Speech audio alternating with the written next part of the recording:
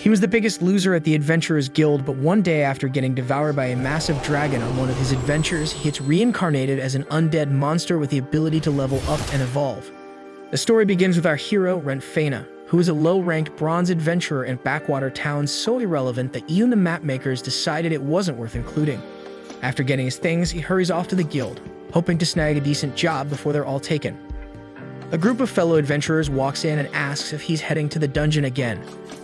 Rent tells them that'll be the plan if he fails to land a job today as well. After they head out, he checks the request board, but as always, nothing fits his level, meaning it's back to the labyrinth for him. In a world where most adventurers team up in parties, Rent is still running solo.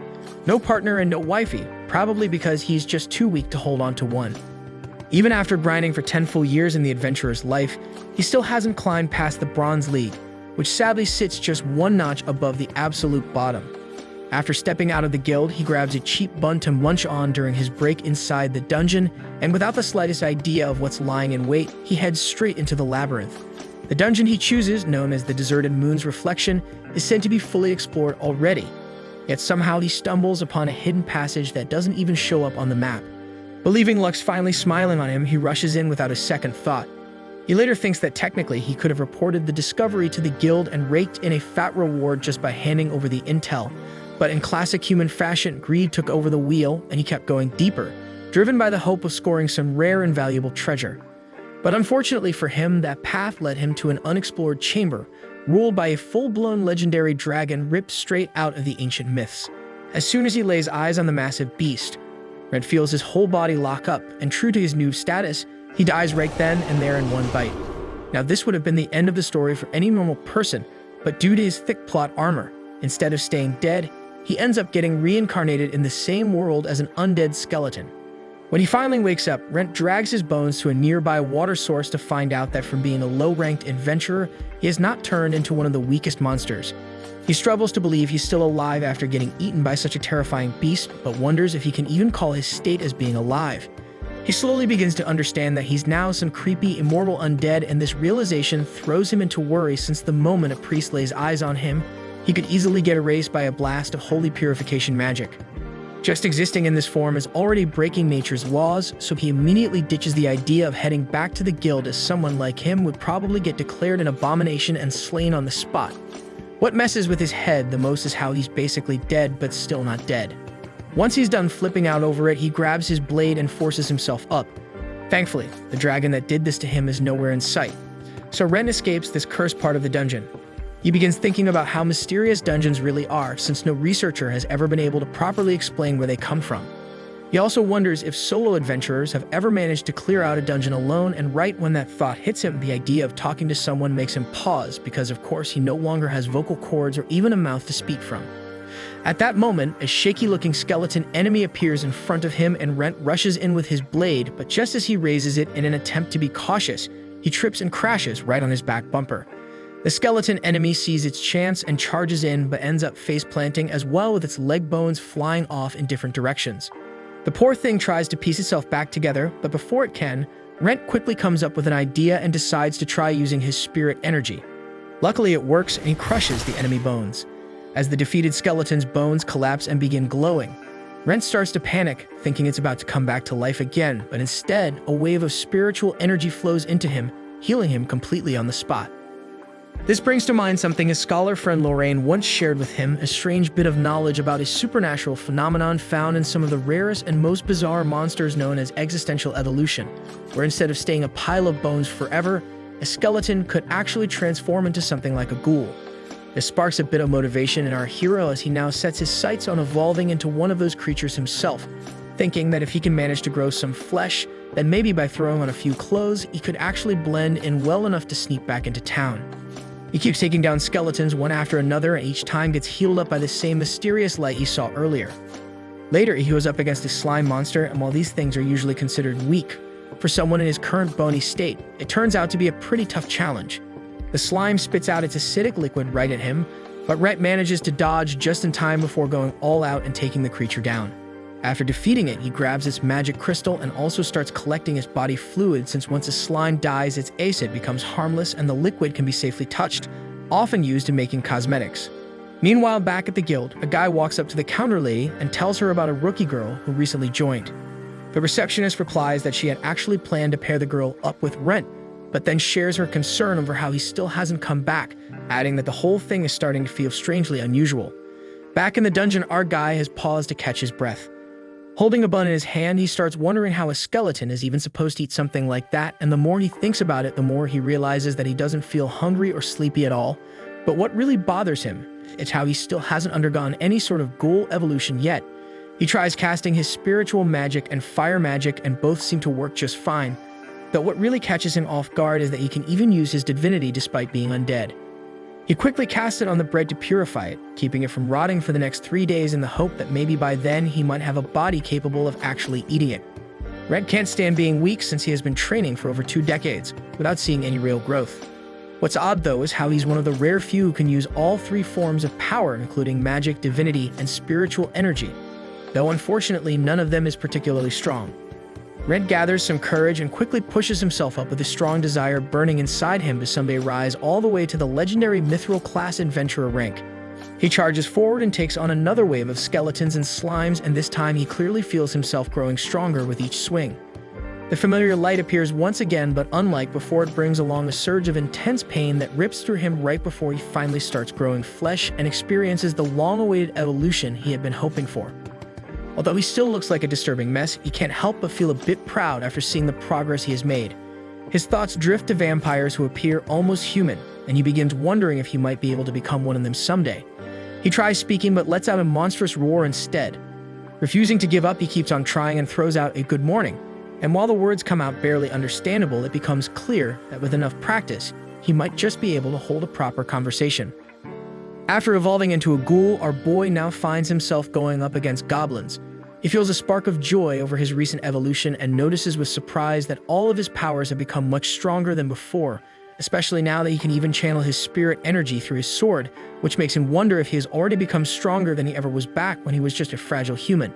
Just then, the newbie adventurer shows up in the dungeon right next to our boy and engages with a skeleton, barely managing to bring it down. Rent considers going up to talk to her, but quickly stops himself, realizing a ghoul might not be the kind of creature she would calmly want to have a conversation with. As she picks up the crystal, he quietly watches from a distance, figuring that she must be someone new around town. He keeps tailing her while reflecting on how, for some reason, the guild still seems to like him and has yet to force him into retirement even though he is clearly weak.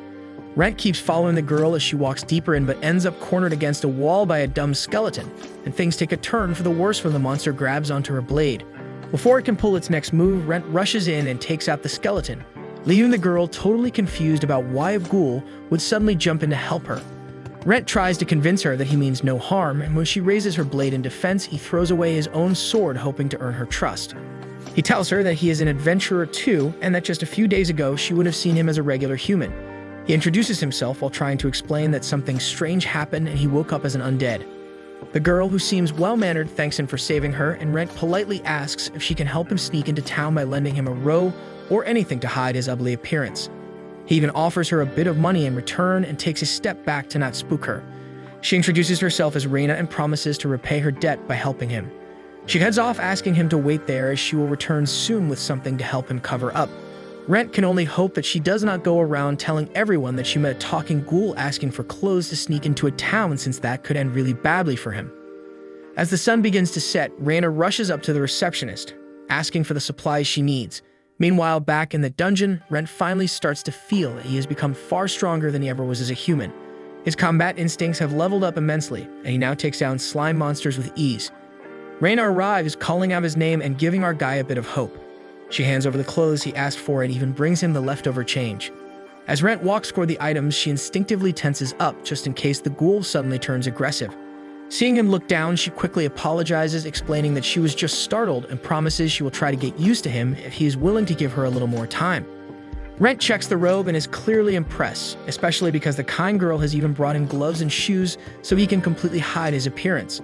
He starts feeling like he could cry, even though his undead body no longer allows that. He quickly puts on the clothes, but as soon as Reina pulls out a mirror, he gets anxious about how his face still looks. Thankfully, the girl has thought of that too and hands him a mask. Rent lifts it to his face, but just as it gets close, the mask suddenly latches onto him on its own. Reina lights up because he now looks like a cool shaman, but sadly the mask turns out to be cursed and gets stuck onto his face. She apologizes and explains that she got it for a really cheap price, and although it looks shady, she had touched it herself and nothing weird happened. Rent starts wondering why his luck always sucks, but then he gets an idea and tries to use his divinity magic.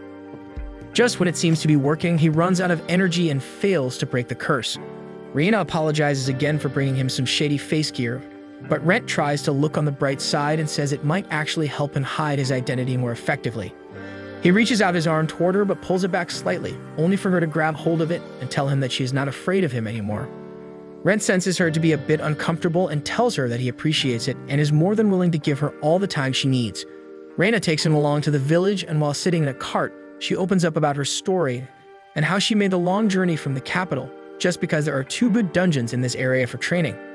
She also shares her dream of seeing the entire world and becoming really strong one day. At Rent's request, Reina also helps him get past the town gates. As they approach the entrance, the guards stop them and ask for identification. Both of them present their adventurer IDs, which seems to satisfy the guards at first, but just as they're about to be let through, one of the guards grows suspicious of Rent's getup. They demand he show his face. Before Rent can say a single word, Reina steps up and snaps at them, saying the poor guy suffered a horrible facial injury and only wears the mask to cover his scars. She adds that, unfortunately, the mask turned out to be cursed and now he can't even take it off. The guards check the mask themselves and apologize for their rude behavior. Once they're inside the town, Rent quietly decides it's better to put some space between them for her sake. Without saying a word, he slips away, disappearing from her as she continues to look for him. Rent makes his way to Lorraine's house and knocks on the door, but when no one comes to answer, he ends up breaking in and walks straight in to find her fast asleep. He goes on to explain everything that's happened to him. And surprisingly enough, the lady with the sketchy past doesn't seem the least bit freaked out by any of it. After hearing everything, she says she has never come across a case like his in her entire life and asks whether the dragon still stays there. He replies that it might not remain there anymore, which only leaves her more confused. But she feels bad after seeing how rough he looks and decides to let it go for now. Rent figures nobody other than Lorraine would stay calm after hearing all that, though he knows she sees him more as a lab rat than a friend. After giving it some thought, she asks whether he truly is the Rent Fana she once knew, which instantly throws him into a full-blown midlife crisis. He says he's not really sure anymore, which actually makes her smile since that sounds exactly like something Rent would say. With that, she decides to let him off the hook and wants to know what his plan is now, so he repeats his dream of becoming a mithril adventurer in his usual edgy voice, and Lorraine says she could take on some jobs for him and even lets him stay at her place for the time being. Of course, she doesn't do it for free and asks for some of his skin and meat each day to help with her research. The next day, she returns with stacks of cash from his loot and says she'll pay him directly because his high-quality materials make top-notch beauty products, so Rent happily takes the dub and heads to the blacksmith. Walking through town with his fat stacks puts him in a good mood until people start giving weird looks, so he rushes to his destination. Inside, the dumpling-haired lady at the counter greets him despite his strange appearance, so he gives her his sword, which looks clearly damaged beyond repair even though he took great care of it. She guesses it got ruined by his use of magic or spirit energy, but Rent's aura shoots up as he tells her he uses both and also divinity just because he can. The lady gasps and says he's only the second customer she's met who possesses all three, but he makes her promise to keep his power hidden and confidentiality is their top rule. He drops the bag on her table and tells her to cook up something really strong, so she tells him blacksmith Cloak's work is no joke and he'll call many times to make sure it's perfectly crafted just for him. Hearing that, he tells her to drop it off at the scholar Lorraine's place. Meanwhile, Lorraine flips through the books and finds that no adventurer has ever been reborn while keeping their personality, and even if it sounds too weird to believe, he still feels like the same Rent she loves. She thinks back to when some guy told her to take him to the forest as a bodyguard and pack mule, saying there's no need to pay him since he's just a sad iron rank rookie. Out in the forest, she has no clue which herbs she's supposed to pick and remembers how her life felt dull and pointless before meeting him because everything came easy but nothing hit right. So she went out to touch grass just purely out of boredom. She finally spots the right herb and carefully digs it out before calling for her bag boy to carry it, only to find out he's already dug up a clean stack of 64 with scary precision in the time it took her to get one. After that, he asks her if it's her first time touching grass and gets her all embarrassed when he admits that everyone sent him with her because they are worried about her. He starts talking about how much he studied plants and monsters to chase his dream and completely rizzes her to the core. They then introduce themselves and Lorraine asks him to teach her everything he knows about being an adventurer, and that's how it all kicks off. Lorraine figures it would be amazing if she could see him hit his dream rank with her around, but she still feels content even if things have shifted a little. Back at the blacksmith, the albino hair hippie tells him to look well after the weapon and offers a handshake. Rent pauses for a second but goes with it, and after checking out his new sword, he heads out fast, which makes the lady feel down since she knows he's hiding the pain from his curse. Later at Lorraine's place, she thanks him for the tasty food and finds out he doesn't feel hungry anymore, then brings up what she read about his evolution and asks what he wants to become. He says he just wants to get as close to humans as possible, which means he's going to be grinding in the dungeon for a long time. The next day, a cowboy gets wrecked by a giant slime until it turns to goo in a flash thanks to Rent. The man tries to thank him for saving his life, but Bro keeps walking since he thinks the guy's an Indian tech support scammer pretending to be weak. But the man stops him and asks for work since he's broke and weaker than his own mom. Once he finds out Rent's a vet, he admits he's actually a chef drowning in debt and stuck in the dungeon solo because no party wants a crusty old dude like him. Rent still keeps moving until something clicks and he tells the guy to come with him. After some time, they come across the secret passage and what's inside stuns the chef. As they explore the area, Rent feels let down since he finds no magic items, but the man calls him over to see another hidden route and starts getting greedy. Even so, Rent tells him he can take the reward for discovering it, but should wait behind until they reach an empty room. Rent warns the guy to hold up since he sees a trap, but the man walks forward without a clue. Once our hero realizes normal people can't spot it, he watches the cowboy step on it and vanish. He knows teleport traps usually throw adventurers into lower floors with nasty monsters or loaded traps, but leaving someone like that would make him no better than a monster. So he jumps in and ends up in a Dark Souls boss room where he finds the chef down after getting wrecked by a huge skeleton that won't let him leave unless he takes it out. He powers up and lands a hard spirit energy hit which does 0 damage, then tries magic but doesn't leave a scratch. Realizing there's no escape unless he wins, Rent sticks to his dream, and even if the sword can't manage it, he charges with divinity since it works best on undead and lands a massive blow on the bony freak that knocks it down hard, then finishes it off with every ounce of strength in one brutal strike. After that, he patches up the old man who notices the skeleton lies completely shattered, and Rent surprises him by dropping a massive magic crystal, offering it to clear the man's debt. Naturally, there's a catch, although the chef wonders how he could ever help such a powerful adventurer like Rent. Rent reveals his condition and explains that he just needs someone to pick up supplies for him at shops and the guild, and also wants to eat and drink there for free whenever he shows up, which moves the man so much that tears start falling. Once he points out the invisible magic circle, Rent decides to head back too, even though part of him still feels tempted to explore more. Back in town, the old man shows off his tavern when his cute wife pops out and wraps him in a choking tight hug. She feels embarrassed for acting so affectionate in front of a stranger, and the old man pulls out the huge magic stone his savior gave him, which makes her think he's gonna to donate his second kidney to a fraud again. He tells her to relax and explains it's all in return for free food, and the two share a wholesome hug that melts the heart. After old man Loris and his wife give their names, Rent decides to slip out quickly without hanging around any longer. On his way back, he moves through the dark alleys while troubling thoughts flood his mind. Outside Lorraine's house, his vision starts to glitch like an old TV screen, and he steps inside to find her sitting there looking like a snack. She throws questions at him, but he keeps staring, which makes her worried about his health.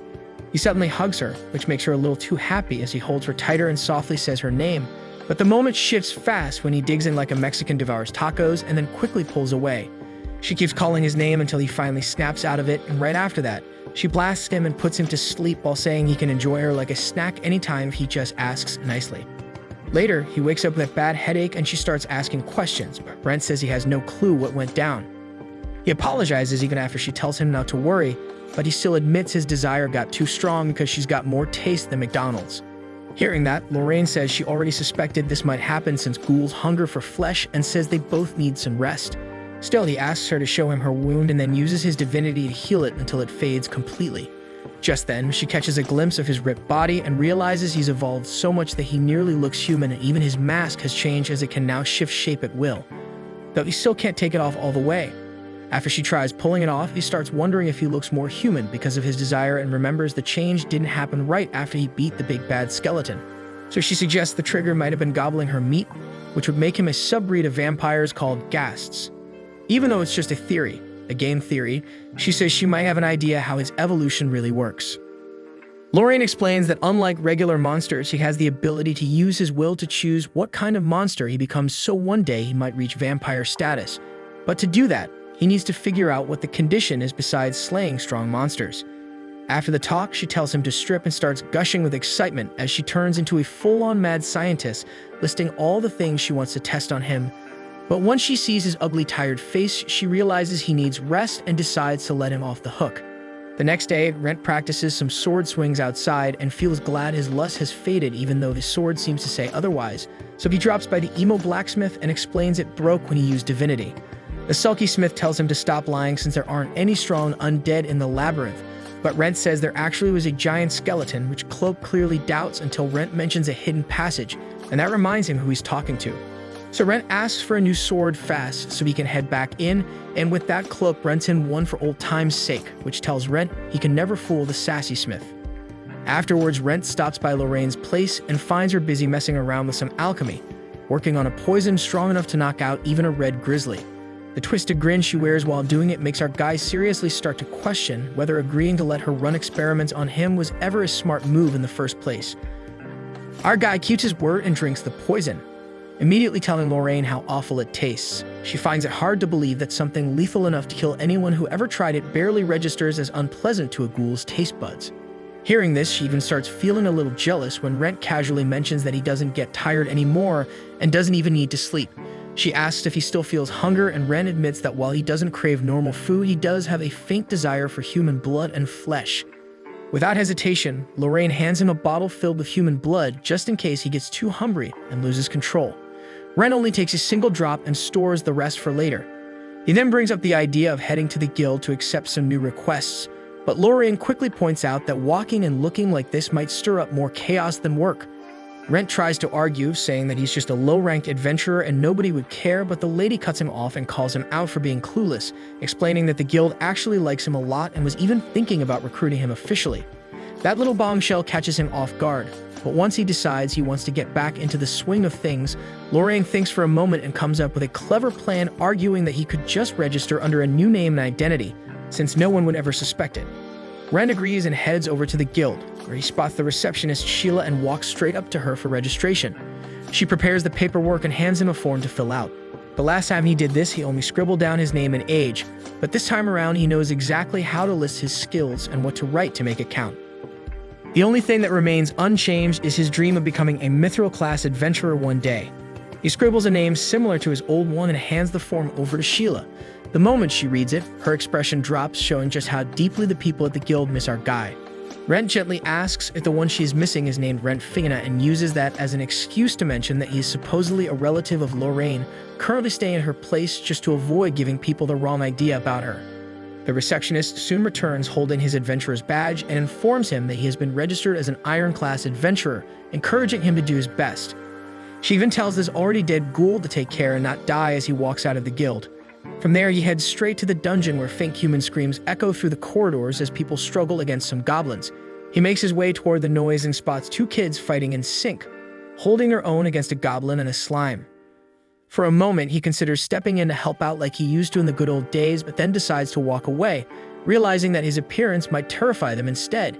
Moving silently, he slips deeper into the dungeon and enters its hidden section, thinking he could map it out and present it to the guild, which would be a major accomplishment.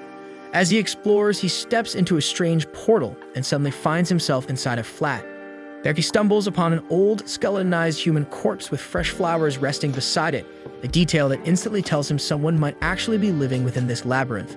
Just as he reaches out to touch the flowers, a woman suddenly appears and demands to know what he is doing in a place like this. Rent explains that he ended up here by mistake, but the woman accuses him of sneaking in to steal her belongings. Without warning, she launches a blast of purple flames at him, slamming him against the wall and reducing his clothes to ashes, exposing the ghoul underneath. The moment she sees what he really is, she halts her attack and apologizes for the sudden strike. To make up for it, she even offers him her cloak in exchange for his now useless, burnt clothes. She hands him a scroll and sends him back up to the surface. Our guy brings it straight to Lorraine, and the two of them find out it might actually be a national treasure, one that can display maps of all the labyrinths its owner has explored and even shows the people moving through them with their names. Rent asks her to check whether it's cursed since he's already dealing with enough of those, but turns out he's already equipped it without even realizing, and there's no hint of any curse. Lorraine then asks if he knows the woman who attacked him, but Rent says the only thing he's sure of is that she's insanely strong and easily fits into the gold-class adventurer tier. Lorraine thinks it's strange that someone like her is living deep inside a dungeon and wonders if she just wants to be left alone.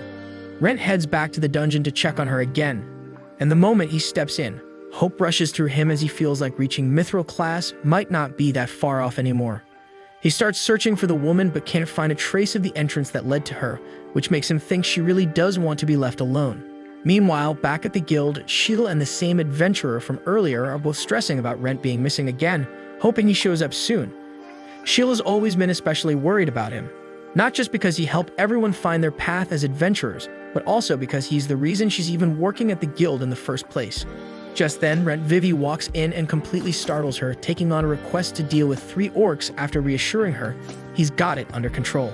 Back at Lorraine's place, she points out how it's a huge issue that he needs to level up for a promotion, but can't just show up again as Rent Feyna when she suddenly comes up with the idea that he could use his second Smurf account, though he thinks that probably breaks some rule. Still, she reminds him that starting from the bottom is the only way to avoid the guild being on his case and ends up talking him into it. At the guild, he tells the receptionist he handled 3 orcs alone and drops the magic bag packed with proof, leaving her speechless. She notices how perfectly organized everything looks and praises his effort before walking off to the back without another word. While the room watches with envy, she finally walks back holding a letter from the guild master who says this guy might actually have the skill to reach bronze rank. Later that night, he tells Lorraine the news and she looks pretty impressed with how fast he climbed, but he admits it feels like cheating to rely on his monster body. She tells him to stop overthinking and asks what name he used, then almost chokes when he says he took her family name. He explains that if anyone notices him showing up every day, they'd assume something's sus. But she just tells him she's a broke mess who ditched the capital and now lives like a washed-up scholar with no reputation left anyway. The next day, Rent Vivi walks into the guild like the place belongs to him, and the guild lady looks shocked that he shows up without even looking at the study guide. He says the next test happens in 6 months and ain't nobody got time for that. Right after that, a man steps up to brief everyone and says the promotion exam starts with a written test, and only those who pass can take the practical. With the 2 newbies, Rent heads into the classroom and notices the purple-haired girl from before and figures her partner probably skips it since the dude can't read and must be taking it verbally. After the test, most people stumble out like they just wrote answers for rocket science, but the guild lady comes up and says Rent crushes it. She tells him he's paired with the rookie due for the next part, and the redhead tries to act tough, without any actual aura, while Laura keeps it polite and sweet. Rent gives his name, and right after that, the examiner says all they have to do is reach a marked location on the map to pass the practical. Everyone feels like that sounds too simple. Then the guy says the first group to arrive gets a bonus, so the whole crowd thinks it is a race.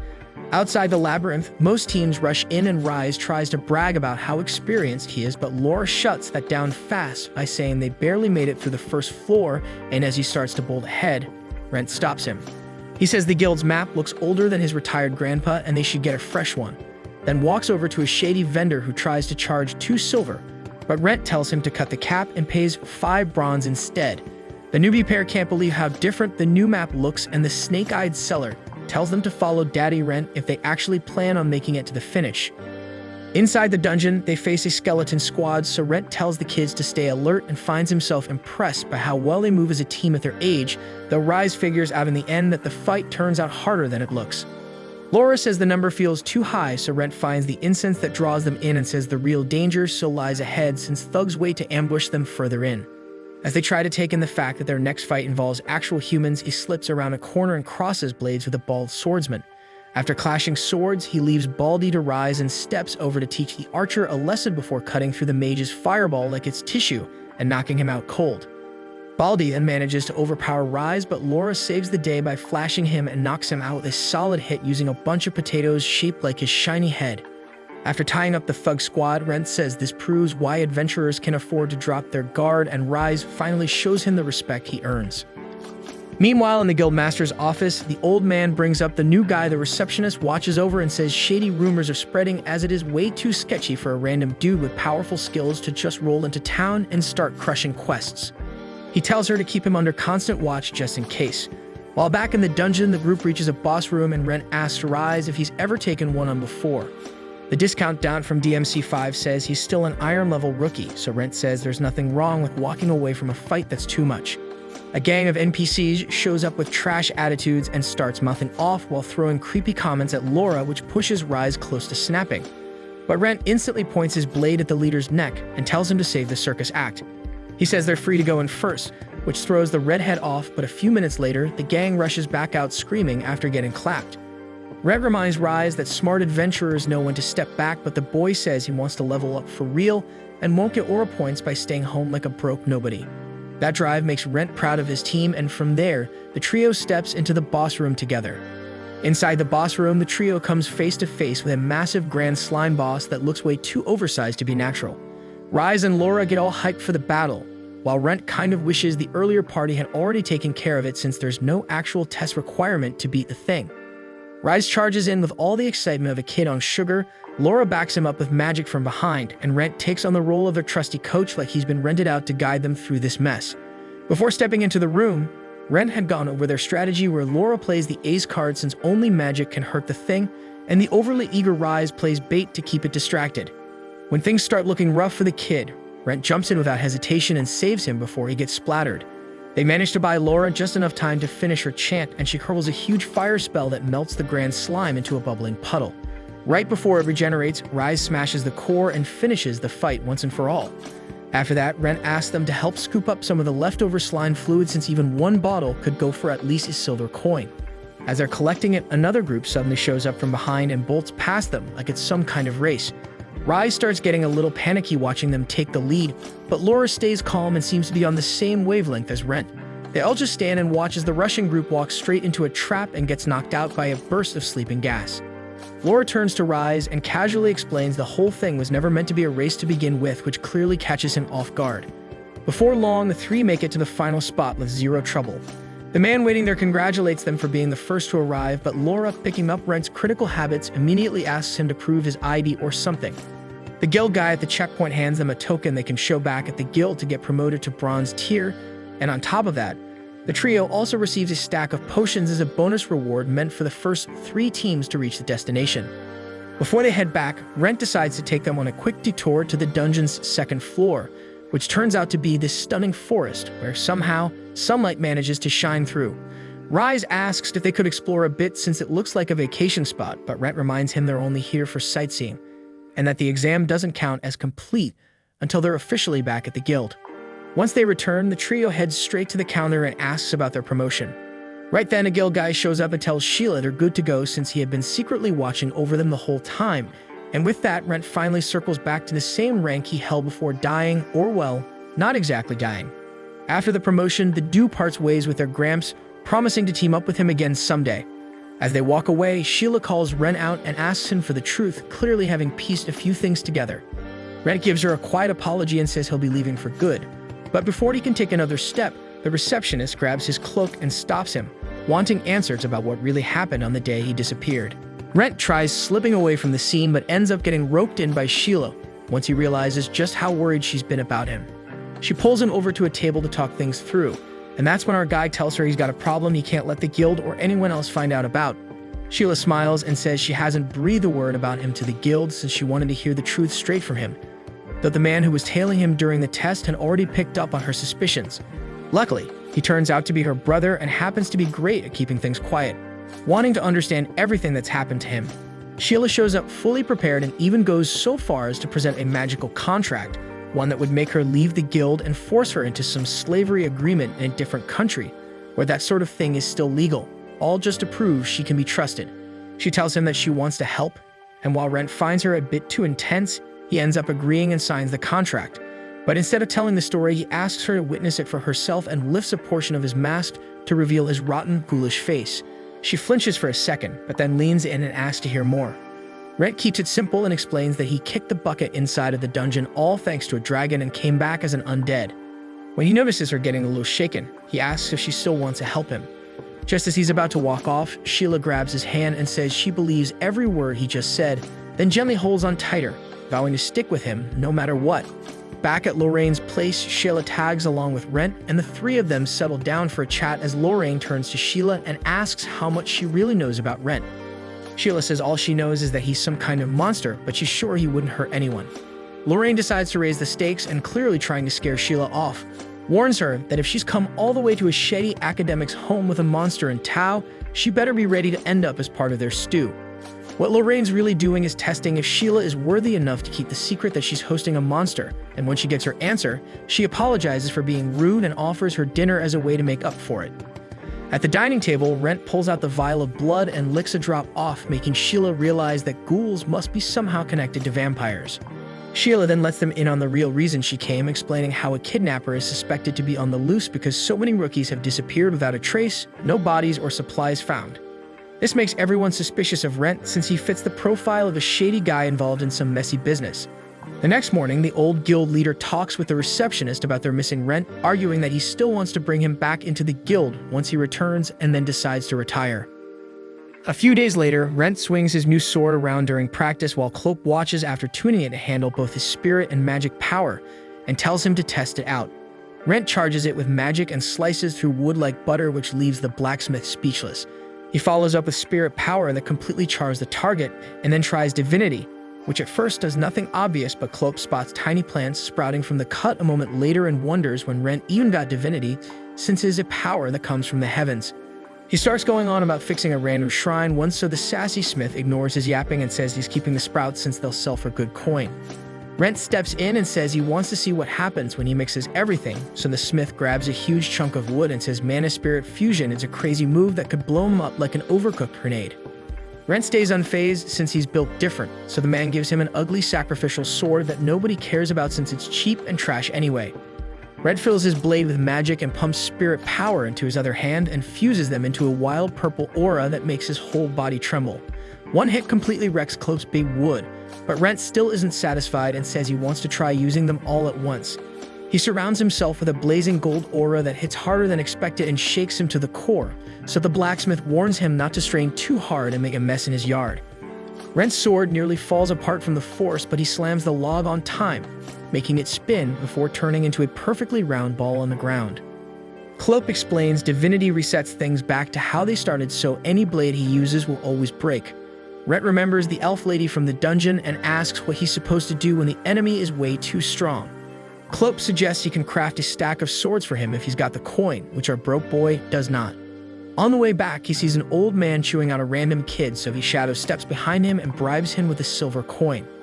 The boy starts sweating like he's about to get all his organs jacked, but Rent calmly asks what the problem is. The kid says he needs help defeating the lake lord, which grabs his attention.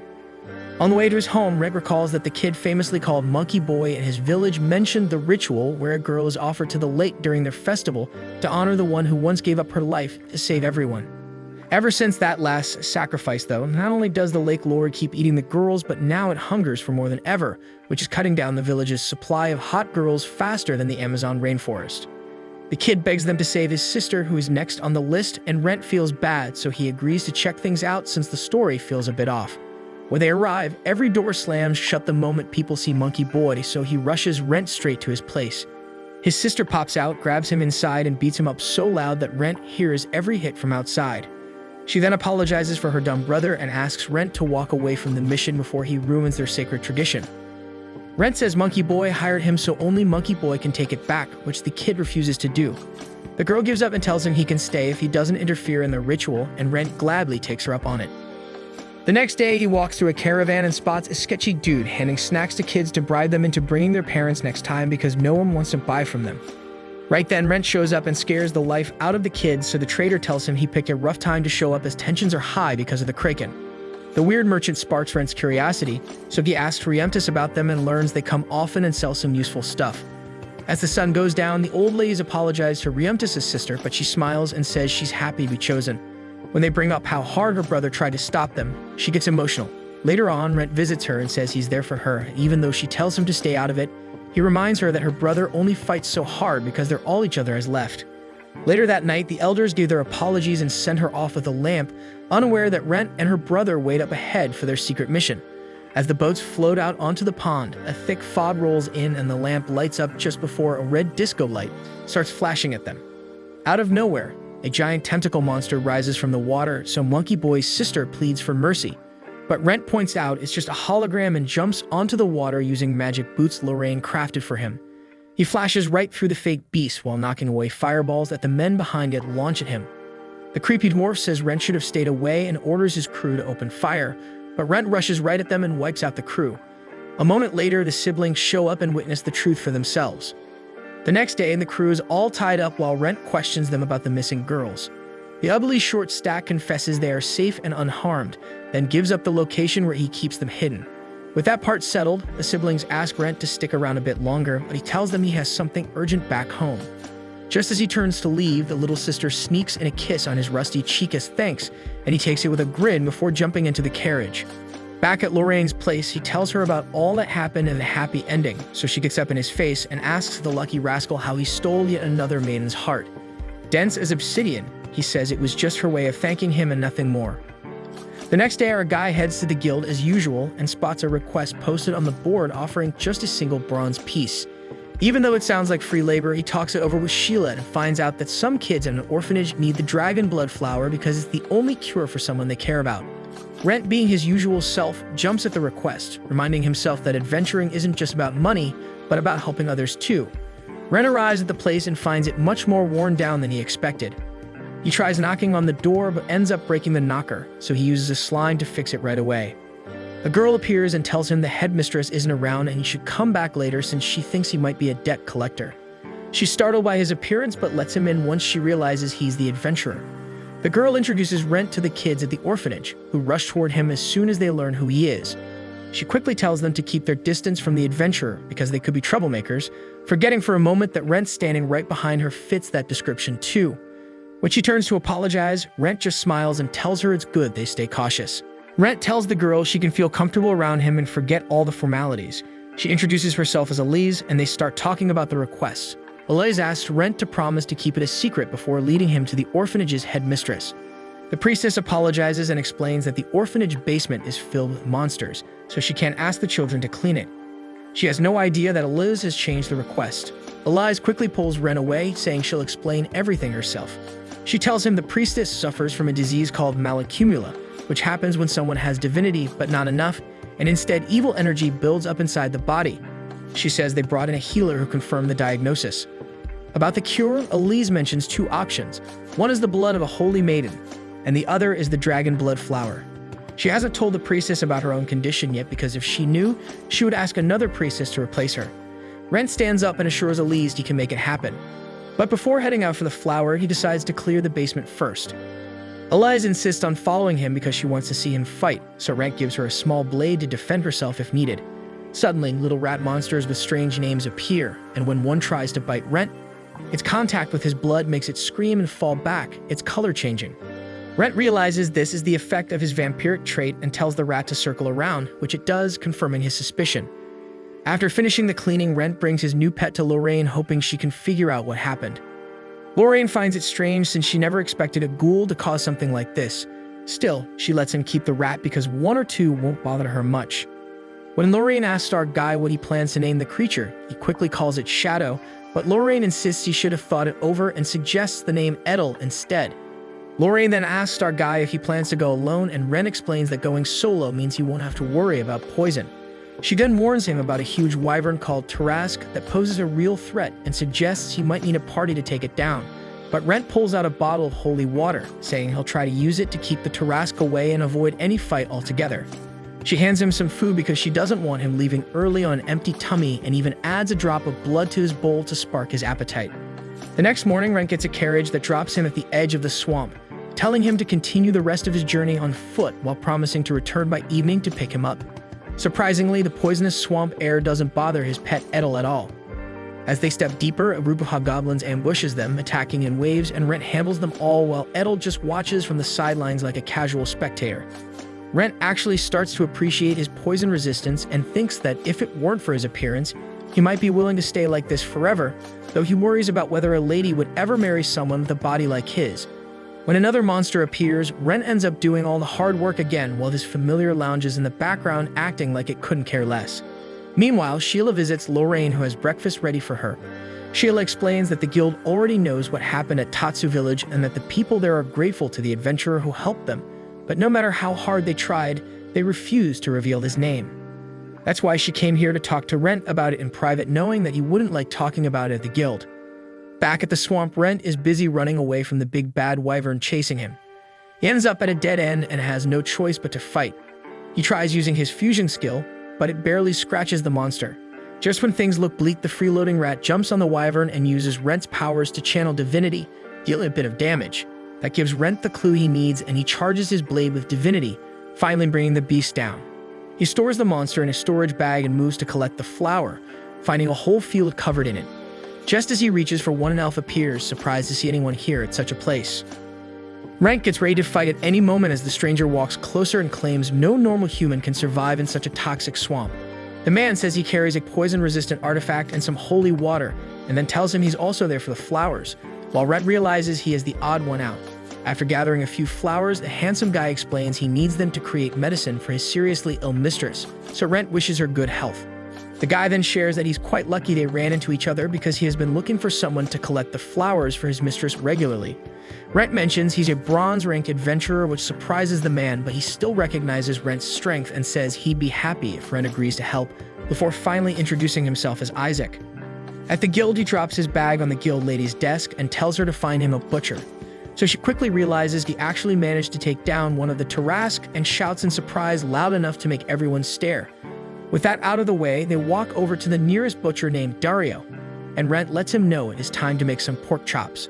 Once everyone gears up like he's about to unleash a plague, Rent opens his magic bag and whips out his massive meat. Dario sees the flawless condition and says it could only look that good if Rent defeated the deadly beast in one blow. He tells him it should fetch a high price, and before Rent heads out, the guild lady smiles at his amazing progress and lets him know his strength is easily equal to his silver rank. The next morning, he heads to the orphanage and accidentally breaks the door handle again, but luckily he has some flex tape on hand and fixes it right away when a familiar face appears. Inside the old house, both she and the elderly man are amazed by how beautiful and well-kept it is, and the man points out that even experienced adventurers don't know jack about harvesting herbs, so he really is something special. After that, he gives his thanks to Rent for his help, so our hero drops a bag of flowers, free of charge, and tells them to make the best use of them. His selfless attitude leaves everyone stunned, and the little girl's eyes shine with hope. Later, she signs his contract and says she can't thank him enough since there's no way someone like her could ever be a real adventurer. She wishes she could help him even though she's built like a noodle, but he promises he'll come to her when he needs help. Just then, Adele pops up and says the critters in the basement are all taken care of, making her wish she also had a tamed monster like Rent. She gets excited when he tells her the guild offers classes and that he can also train her from time to time. She worries she can't afford it, but he reassures her that he knows a friend who's always loafing around and can spare some time to train her. They shake hands on it, and then he heads back to Lorraine's place, where she pretends like she isn't offended that Rent called her a loafer with no life, and then warns him to be more careful with his promises to young ladies. Rent fires back. He barely interacts with any, so Lorraine gives him a second chance to reconsider who he's forgetting. She suddenly gets up in a full-on mood swing and unleashes her deadliest spell, causing our guy to immediately burst out all the Shakespearean-level poetry he can muster on how she's the hottest young lady on earth, which leaves her wondering where he learned to sweet-talk like that. She asks if he tries that with every girl he knows, but Rent makes an epic comeback and says he simply speaks what comes to mind when he sees her. The following day, he heads to the guild again, and the guild lady calls him over to speak in private, looking visibly panicked. She asks if he knows about the Latour house because they specifically requested him for a job, which reminds him of Isaac. He asks if the family is really that well known, to which she explains that they're not exactly nobles, but the secretive family holds significant influence over the city. Sheila admits she doesn't know much, but she warns him that every guild master is advised to be careful when dealing with House Latour, so he should not refuse their request. He assures her he's on board because even though he'd probably be hunted on the spot if they found out he's a monster, Isaac seemed pretty calm about the whole situation, and that's likely why he asked for him specifically. With that, Rent heads to the luxurious manor deep in the forest. At the gate, he asks the guard if Isaac is inside, and the guard lets him pass without any trouble, though he warns him to be careful even though he's been invited for a job. The guard explains that the maze was created with a magical artifact that constantly shifts the walls, which really impresses Rent. The guard goes on to reveal that it's just one of many such artifacts the Latour family has collected. He adds that anyone who makes it through will be able to choose any magic item from their collection, and today happens to be one of the days the maze is open. After that, the guard drops a little hint that the sun won't help him, and with that, Rent dives into the maze right away, thinking to himself that it'd be amazing if he could get his hands on a rare magic item. After covering some distance, he checks his magic map, but it shows nothing, probably because the labyrinth itself is created by a magical item. He continues through the orchard and soon realizes he's completely lost. Our lost guy comes across a resting spot where he notices a lady who invites him to join her for tea, saying the maze is set to keep going for quite some time. Rent quickly agrees and accepts her offer. The lady appears to be the daughter of the Latour family and uses a magical teapot to brew tea without needing any leaves, since the item lets her recreate the flavor of any tea it has ever brewed before. She drops the bombshell that this teapot, discovered in a labyrinth, sold for over 100 platinum, and Rent knows that a single platinum here can keep a person living in luxury for their entire life, making it clear just how wealthy the family really is. When Rent breaks off a part of his mask to drink the tea, the girl immediately recognizes it as a magic item and insists on buying it, since the Latour family is known for collecting magical items. When she offers to pay a fortune for it, Rent feels tempted to sell, but he can't remove it anyway, and it has saved his life by hiding the fact that he is some ugly undead. Just as he's about to leave, the lady gives him yet another clue, and this one too is about the sun, insisting he's better off without looking directly at it. Rent finds this incredibly confusing, but stares at the sun anyway and quickly raises a stone, realizing there's some teleportation spell at work here. He gets teleported back to the very start and tries again, repeating the process over and over until the sun is about to set, and then finally he makes it to the exit. After clearing that stupid maze, he gets congratulated by the same lady from before, who introduces herself as Laura Latour and tells him she's the head of the family. When Rent asks about the reward, the lady leads him to a place full of treasures, letting him choose one for himself. She walks him through a few magical items on display, and during their little tour, Rent accidentally triggers a golem. The guard quickly informs him that it was his mana that activated the thing. The massive creature starts tailing him, throwing attacks that put Rent through one hell of a workout. As the hits keep coming, Rent tries to remember what Lorraine once told him about golems, that they usually have a word carved in a magical language on their foreheads, and if he could somehow alter it by adding just one character to turn it into the word for death, the golem would immediately shut down. He prepares to use his secret weapon, the axe, up his sleeve, hoping to land the right hit in time, but luckily for him, the guard manages to shut the golem down before Rent has to do anything drastic. While still catching his breath, Rent's eyes land on the blade and then spot a strange vial filled with something that looks suspiciously like blood. The woman casually explains that it is actually vampire blood and goes on to tell him about the rumors that drinking the blood of a vampire is said to turn someone into one. Although every person who has ever tried either went insane or met some horrible fate. She suggests that instead of taking that risk, he could just sell it to some high-ranking noble, since something like this would easily go for a huge price. Rent seems tempted by the idea and decides to hold on to it. He eventually returns to Lorraine's place, now also carrying a magical aircraft toy that his inner child absolutely could not resist. While he had originally chosen only the vial as he was about to leave, the butler came up to him and handed him the aircraft as a token of appreciation for taking care of such a difficult task for them.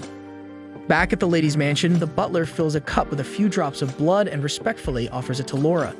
Meanwhile, Rent shows off the vial to Lorraine, insisting that the instant his eyes landed on it, he felt certain that drinking it would trigger some kind of change within him. Even though she warns him that he might not survive, Rent stays firm on his decision and says he still wants to take the risk and drink it anyway. Lorraine admits she would like it if he doesn't drink it, since he seems to be doing just fine in his new body, and she would be happy if he spends his life adventuring and living with her forever, though she knows that's not what he truly wants. Rent grunts and stares at the vial of blood again, then proudly declares that he's dreamed of becoming mithril class since he was a kid. That reminds her of something she was talking about with Sheila, and she tells him not to worry about it, which only makes him more curious.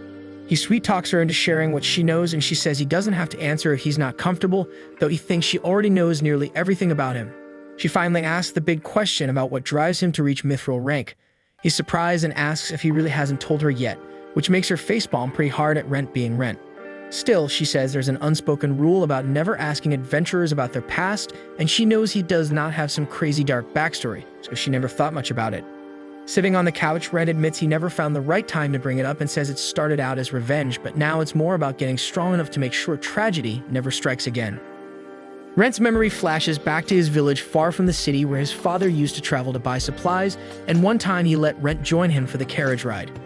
There, Rent chats with his friend Jinlin, who's super hyped about how cool the city is, though he looks a bit uneasy about the dangers of bandits or monsters. She calls him a spineless little wimp and quietly whispers he's never going to become an adventurer with that kind of mindset. While staring out the window, Jinlin keeps going on about all the wild stories she's heard, and Rent keeps up his usual musty wet blanket energy, so she grins and tells him not to worry since she'll be the one to protect him from his demons. Thinking back to those good times, Rent says it was all fun until his tone shifts as he starts talking about the journey back. They were attacked by a monster and their carriage broke apart, crushing his granny beneath it while his parents lay on the ground completely lifeless. Rent stands there completely frozen as the wild beast closes in. So Jinlin grabs him without hesitation and bolts. As they sprint through the forest, they eventually reach an open field and think they've escaped. But then a small pebble rolls down from a hill where the monster stares them down like a predator toying with its prey. It shoots them a side-eye to assert dominance that they're nothing but its playthings. Just as it lunges to finish the job, Rent's last clear memory is Jinlin smiling right before she gets one shot as she pushes him out of the way. The crybaby crawls over to her and asks why she did it, to which she softly reminds him of her promise to protect him and asks him to promise he'll grow stronger for her.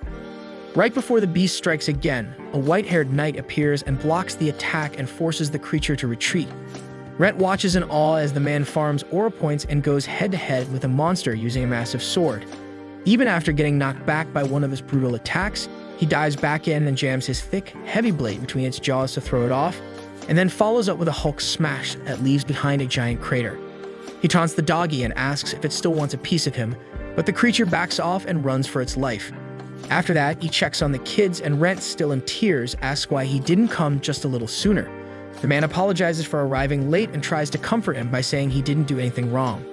Rent continues that the man took him back to his village where he started practicing with a sword every single day. One day, he asks this hero how he can become an adventurer, and the man asks why he's so interested. Rent explains that his friend always dreamed of being one, and now he wants to make her wish come true. The man tells him he can't become an adventurer until he's at least 15, which makes Rent really sad, but the man encourages him to keep training with his sword and learn everything he can about adventuring and monsters until then. That sparks something in Rent, and he asks if doing all that will make him strong. The man gives him a solid reality check and says intelligence and talent can only take him so far, so he better grind as hard as possible. Then the man finally introduces himself as Wilfried Rieker, a mithril rank adventurer. With that, he pats Rent on the head and tells him to chase his dreams and stay alive till he has no regrets. Back in the present, Rent says that was the day he swore to hunt down the beast that took Jinlin and his parents, and one day become a mithril rank Gigachad like Wilfried. He admits he's terrified, but that's not going to stop him, and Lorraine already knows he was planning to drink the vial from the start. She promises she'll be gentle with his body if he doesn't make it. He tells her to burn him to ash if he is beyond helping, while she hopes it doesn't come to that. With that, his mask fades away and he shoves the bad boy in one go. Lorraine calls out his name, but he insists he's doing fine, making her think the blood was fake. Suddenly, he starts choking and drops to his knees, screaming in agony. Lorraine steadies herself and shuts her eyes as his painful cries echo through the room. The disgusting sensation of turning into a monster fuels his rage, but the transformation keeps pushing forward. That's when he hears Lorraine's voice reminding him that he has a goal to reach, so he better come back to her. Her words help him hold on to his sanity just before everything fades to white. A short while later, he opens his eyes in the same open sky as Ken Kaneki and feels strangely at peace, happy that he's finally felt sleepy for the first time in forever. Thinking back on everything he's gone through, he figures he only made it this far because he's no longer human. Later on, he slowly blinks awake again and sees Lorraine sitting beside him. She casually mentions she's been reading up on vampires, which throws him off, so she snaps him out of his daze by congratulating him on becoming one. He asks what kind of vampire he is, so she tells Rent to strip for her like a good boy.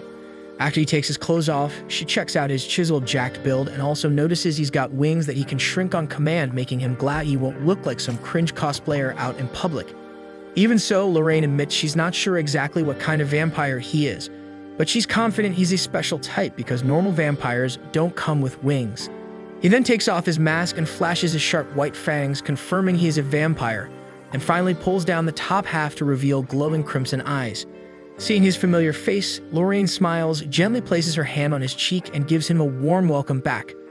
And that's how Season 1 of Unwanted Undead Adventurer comes to an end.